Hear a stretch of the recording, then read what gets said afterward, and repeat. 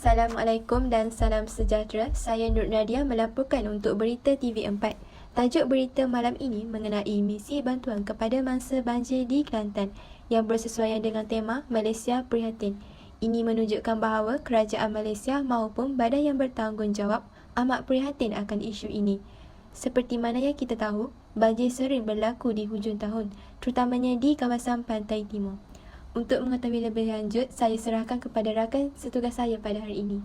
Terima kasih. Terima kasih kepada rakan setugas saya, Nur Nadia.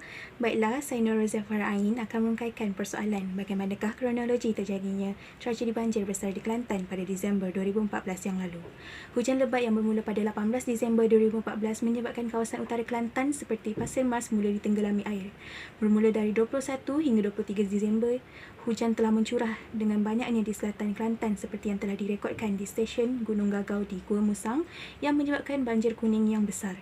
Mari kita bersama-sama dengan rakan setugas saya, Pei, untuk mengetahui korban dan bilangan mangsa yang terjejas dalam tragedi banjir di Kelantan pada 2014. Nama saya Pei, seterusnya saya akan membincangkan kerugian dan mangsa yang terlibat di banjir di Kelantan.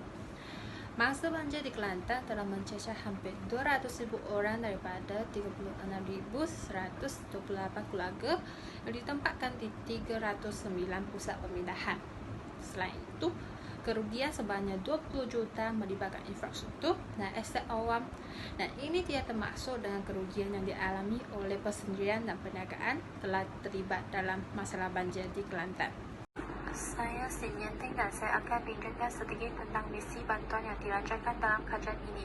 Pada tahun 2014, lebih daripada RM4,000 Malaysia telah berjaya dikutip dan banyak bantuan makanan telah diterima daripada berbagai pihak melalui penyebaran media sosial, terutamanya Twitter.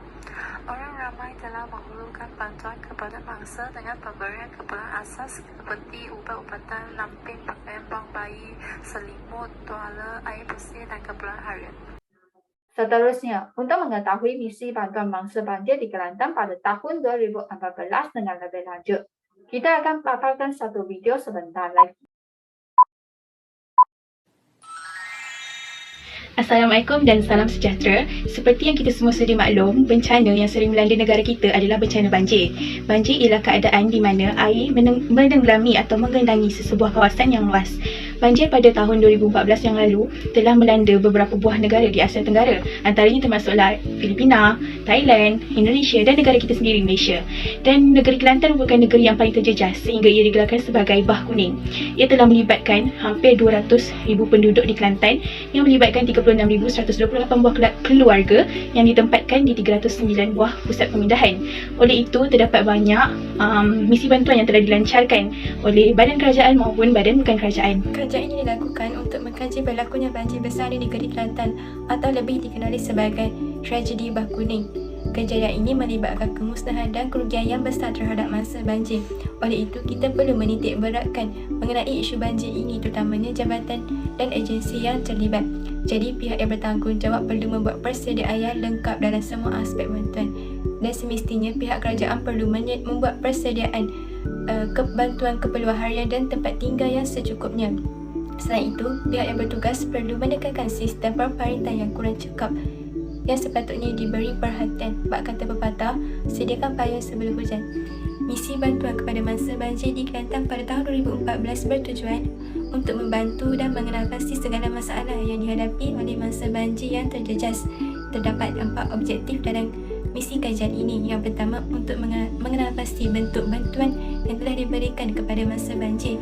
Yang kedua, untuk mengenal pasti punca dan sebab berlakunya banjir. Yang ketiga, untuk mencadangkan langkah-langkah untuk membendung masalah ini. Dan akhir sekali, untuk mengkaji impak daripada peristiwa banjir besar tersebut.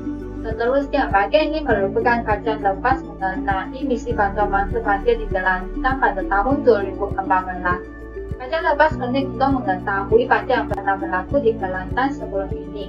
Kajian lepas tersebut menerangkan banjir yang pernah berlaku di Kelantan iaitu pada tahun 1926 dan 1967. Selain itu, kajian lepas tersebut juga menerangkan kesan banjir besar terhadap alam sekitar dan Ini saya teruskan dengan metodologi. Metodologi ialah sistem cara dan prinsip yang digunakan dalam pendidikan tertentu. Terdapat 2 cara dalam penyidikan sini, iaitu kajian kepustakaan dan borang soal selidik. Cara pertama ialah kajian kepustakaan. Kajian kepustakaan boleh dibagi kepada dua, iaitu bahan cetak dan bahan elektronik. Kumpulan kami telah menggunakan internet mencari maklumat berkaitan dengan masalah banjir yang berlaku di Kelantan. Cara kedua ialah borang soal selidik yang telah digunakan dalam penyelidikan ini. Terdapat 15 responden yang telah dipilih secara rawat untuk respon borang soal selidik. Borang soal selidik ini dibuat kerana untuk mengenal pasti pihak yang menghulurkan bantuan kepada bangsa Kelantan, punca-punca yang menyebabkan banjir berlaku, langkah-langkah yang boleh mengatasi masalah banjir dan impak daripada peristiwa banjir besar di Kelantan pada tahun 2014. Seterusnya, bentuk bantuan yang disalurkan kepada mangsa banjir di Kelantan 2014.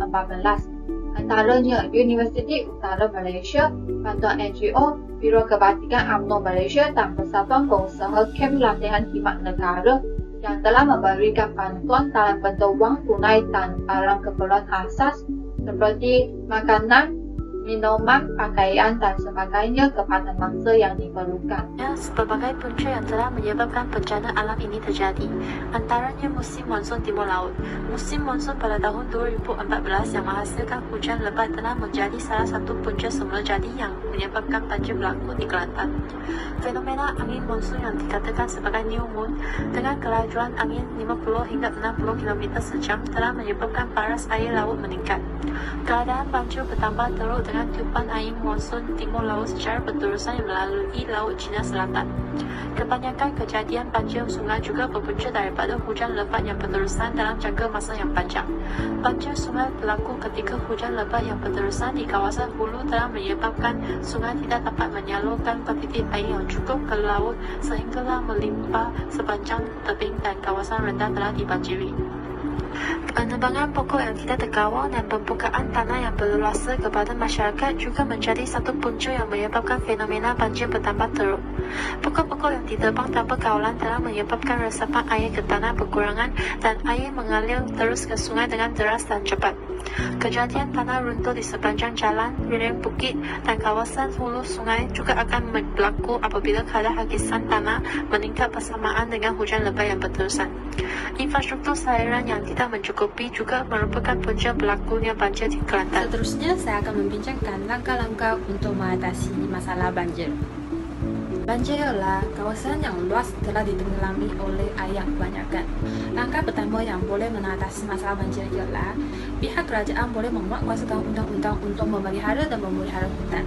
Sebagai contoh, pihak kerajaan boleh memberi denda yang setimpal kepada sesiapa yang ingin merosakkan hutan yang dipelihara kerana hutan merupakan kawasan tadahan air yang penting. Langkah kedua ialah pengawalan aktiviti manusia. Sebagai contoh, badan-badan berkuasa boleh mengadakan kempen kesedaran untuk menyelesaikan masalah banjir. Selain itu, mereka juga boleh mengadakan aktiviti pembersihan kawasan sungai. Langkah ketiga ialah mendalamkan dan melebarkan sistem pemparatan. Sebagai contoh, pihak berkuasa tempatan boleh mengurus ke atas penyelenggaraan sistem yang merangkumi longkang tepi jalan dan parit utama di Kelantan. Langkah keempat ialah kewujudan bandar berspan. Bandar berspan boleh ditirapkan sebagai penutup tanah semula jadi dijadikan sebagai span untuk menyerap air hujan yang menyusut ke tanah dan menghalang air daripada menjadi banjir kilat. Sekian, terima kasih. Tragedi banjir besar di Kelantan pada tahun 2014 yang lalu telah memberi banyak impak negatif kepada penduduk. Yang pertama adalah perpindahan penduduk dalam jumlah yang besar. Terdapat 200,000 orang penduduk di Kelantan yang terpaksa berpindah meninggalkan kawasan kediaman mereka ke kawasan yang lebih selamat. Impak yang kedua adalah kerugian yang besar kepada ekonomi penduduk. Contohnya, kemusnahan sawah padi, kebun sayur-sayuran, peternakan dan kolam ikan telah memberi kerugian yang besar kepada penternak dan petani di Kelantan. Impak yang terakhir adalah kesihatan mangsa banjir terjejas, terutamanya dari aspek psikologi dan emosi. Ini terjadi bila mereka kekurangan bekalan makanan, kelengkapan dan mereka mempunyai konflik dengan mangsa banjir yang lain dan keadaan pusat pemindahan yang begitu sesak. Daripada impak-impak yang telah dijelaskan tadi, jelaslah bahawa banjir besar pada tahun 2014 telah menjejaskan dan telah memberikan impak yang besar kepada penduduk di Kelantan. Secara keseluruhannya, kajian ini telah menganalisis dan mengkaji tentang bencana alam yang telah berlaku di Kelantan.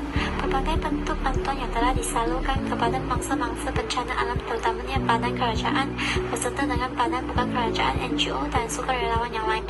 Kajian ini, angin monsun timur laut telah ditentukan sebagai salah satu punca utama yang menyebabkan banjir berlaku pada tahun 2014. Kejadian ini mengambil masa lebih panjang disebabkan hujan lebat yang berterusan berbanding dengan banjir kilat. Selain itu, banjir telah memberikan impak negatif dan gangguan besar terhadap kehidupan masyarakat. Berbagai kemusnahan dan kerosakan atas harta benda serta kerugian yang besar terhadap ekonomi negara. Mangsa banjir juga telah menerima bantuan kesihatan untuk menenangkan impak dari segi psikologi, terutamanya gangguan emosi. Oleh itu, beberapa langkah penyediaan telah diambil agar dapat meminimumkan impak negatif yang dihadapi oleh penduduk sekiranya banjir berlaku lagi. Dan itu sahaja daripada kami. Sekian, terima kasih.